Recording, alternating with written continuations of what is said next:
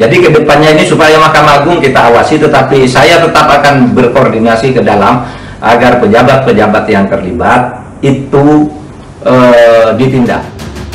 Buat oknum-oknum yang terlibat dalam kasus ini, karena pasti ini melibatkan banyak orang. Yang diduga oleh masyarakat, ya, oknum jaksa P tidak bekerja sendiri karena kapasitas tugasnya dia bukan penyidik, dia bukan yang punya kewenangan mengeksekusi atau yang diberi tugas untuk itu.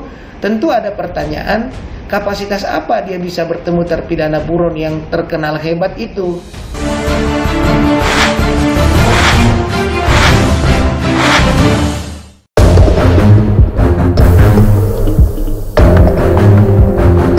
Selain masalah HTI, skandal antara koruptor dan penegak hukum kita masih hangat dibicarakan banyak orang. Tentu saja nama institusi kejaksaan menjadi sasaran utama. Ini lantaran Pinangki yang disebut memiliki jabatan ecek-ecek dianggap mustahil mengatur seorang diri. Buat oknum-oknum yang terlibat dalam kasus ini, karena pasti ini melibatkan banyak orang. Yang diduga oleh masyarakat, ya, oknum jaksa P tidak bekerja sendiri karena kapasitas tugasnya dia bukan penyidik, dia bukan yang punya kewenangan mengeksekusi atau yang diberi tugas untuk itu. Tentu ada pertanyaan, kapasitas apa dia bisa bertemu terpidana buron yang terkenal hebat itu. Jauh ke belakang, nama Jaksa Agung sempat moncer dengan pengungkapan skandal Jiwasraya hingga disebut berhasil menyita 18 triliun aset terdakwa.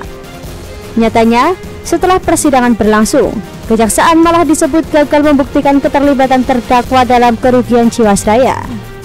Bahwa era Hendrisman Rahim keuangan Jiwasraya tak ada masalah dan tak pernah telat membayar premi. Justru saat orang nyari ini masuk dan mengobok-obok Jiwasraya, yakni Asmawi dan Heksana, di sana gagal bayar terjadi. Lalu berita memprihatinkan selanjutnya saat banyak saksi yang tak terlibat kasus ini mengaku hartanya ikut disita kejaksaan. Begitu rakusnya jaksa dalam kasus ini membuka topeng mereka selama ini. Dan kini kita lihat setelah penyitaan aset gila-gilaan, ujungnya uang negara yang keluar untuk menutupi kerugian Jiwasraya senilai 20 triliun rupiah. Dan kini lewat kasus Joker, kejaksaan serasa kena karma akan ulah mereka yang bermain-main dalam kasus Jiwasraya. Jadi kedepannya ini supaya Mahkamah Agung kita awasi, tetapi saya tetap akan berkoordinasi ke dalam agar pejabat-pejabat yang terlibat itu ditindak. Dan baru-baru ini menguliti habis kasus Joker bersama Pinangki. Awalnya, Pinangki menyodorkan usulan anggaran pembebasan sebesar 100 juta dolar Amerika Serikat atau sekitar 1,4 triliun rupiah. Terjadi negosiasi.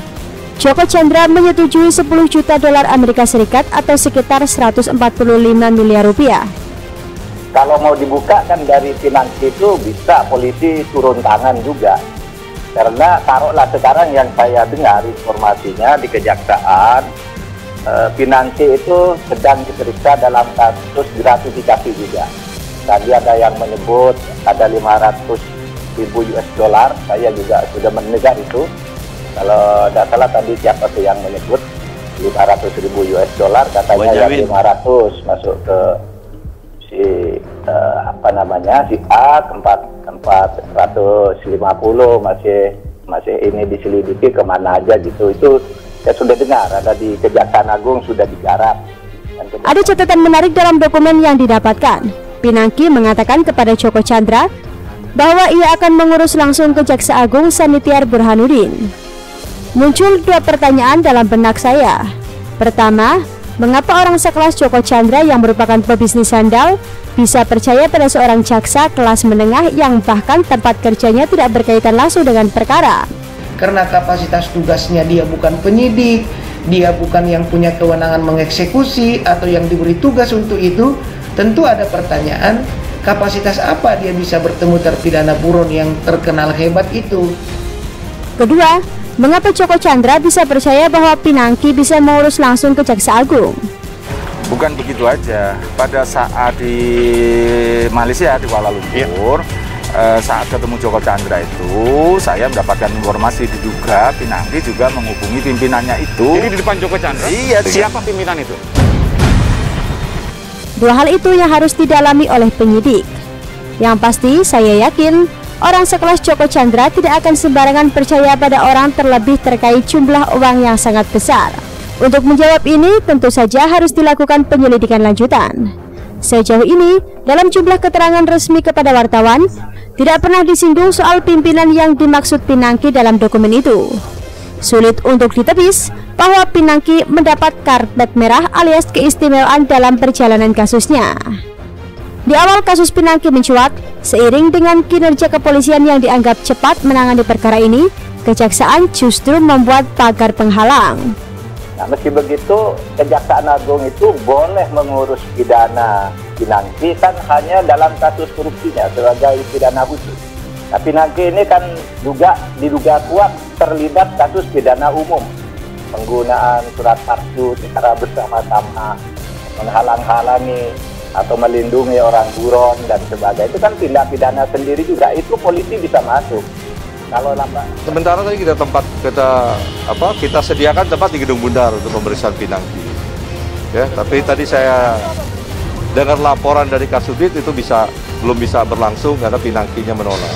Tapi kita harapkan ini supaya bisa clear ya, Pinangki juga harus bisa memberi keterangan ya. Jaksa Agung mengeluarkan surat pedoman nomor 7 tahun 2020. Isinya, pemeriksaan terhadap semua jaksa harus mendapat izin tertulis dari Jaksa Agung. Dikritik keras sejumlah pihak di media, aturan ini akhirnya dicabut. Kalau mau dibuka kan dari Pinangki itu bisa polisi turun tangan juga. Karena taruhlah sekarang yang saya dengar informasinya di Kejaksaan, Pinangki itu sedang diperiksa dalam kasus gratifikasi juga. Tadi ada yang menyebut ada 500.000 US dollar, saya juga sudah mendengar itu. Kalau tidak salah tadi siapa tuh yang menyebut 500.000 US dollar, katanya yang 500 masuk ke si si A, tempat 150 masih ini diselidiki kemana aja gitu. Itu saya sudah dengar ada di Kejaksaan Agung sudah digarap. Hal lain saat Pinangki ditetapkan sebagai tersangka penerima suap dan gratifikasi, muncul pernyataan resmi dari Kejaksaan Agung yang menyebut bahwa Pinangki akan mendapat bantuan hukum dari Asosiasi Profesi Jaksa, yaitu PCI atau Persatuan Jaksa Indonesia. Belakangan, pernyataan ini malah dipertanyakan Ketua BCI Setia Untung Ari Muladi, yang juga merupakan wakil Jaksa Agung. Ia menyatakan embah membantu Pinangki. Ya, akhirnya kini banyak media mainstream yang ikut menuliskan kejanggalan di kejaksaan kita. Setelah kejanggalan yang menyangkut kasus Jiwasraya, kini kasus yang menyeret Pinangki membuat porok mereka semakin terbongkar. Bagaimana kejaksaan diharapkan menyelesaikan kasus kejahatan pasar modal yang dialami Jiwasraya kalau mereka sendiri disebut meminta suap triliunan rupiah dari buron Joko Chandra?